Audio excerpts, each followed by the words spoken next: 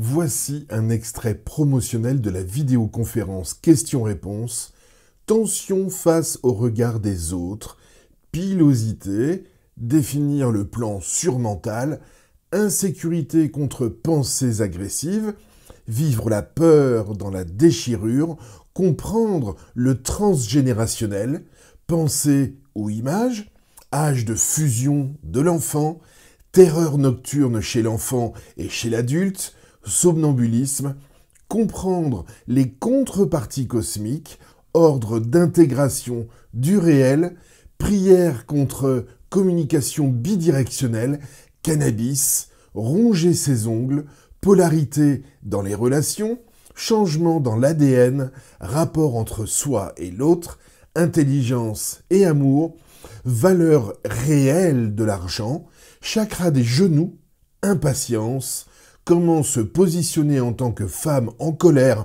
pour intégrer son féminin, mental réflexif, entraide, perméabilité des plans, comment générer les transformations à venir, etc.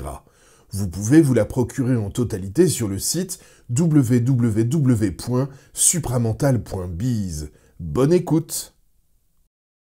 Quand je fais un rapport de force avec mon esprit, je suis pas en train d'y envoyer de la merde pour y envoyer de la merde, parce que finalement, mon esprit crée l'événement pour me mettre en initiation, il m'envoie la colère pour que lui puisse fusionner avec moi et devenir le centre du rapport de force qu'il exerce envers la partie de l'esprit qui n'a pas encore fusionné avec mon ego.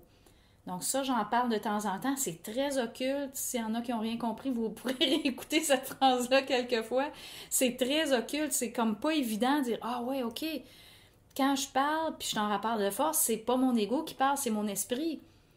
C'est mon esprit qui dit « Hey, la partie qui n'est pas encore descendue, viens-t'en, là. Viens-t'en, parce que tant que cette partie-là descend pas, elle domine la partie incarnée, puis la partie incarnée dans l'ego, qui est fusionnée à l'ego, ben elle n'aime pas ça. » Il y a beaucoup de gens qui vivent ça actuellement. On est vraiment dans une période très propice à ça, de dégagement mémoriel. Donc, ce que tu mentionnes, c'est clair, je n'ai aucune hésitation à dire qu'on est dans le mémoriel traumatique. Donc, qui sort? Donc, qu'est-ce qu'on fait quand on est dans ça? Mais c'est tout simplement être capable de le vivre. Donc, des fois, on vit notre mort, on vit une agression, on vit un viol, on peut vivre toutes sortes d'agressions. Chez les hommes, ça peut être la guillotine, la pendaison, chez les femmes aussi. Donc, c'est de vraiment être capable de dire je le laisse passer. Il y a certaines personnes qui vont aller jusque dans l'attaque de panique. Il y en a que ça va se manifester par l'épilepsie. Donc, c'est vraiment tous ces cas-là, on est vraiment dans du traumatique qui sort ou est-ce qu'il faut juste le laisser sortir?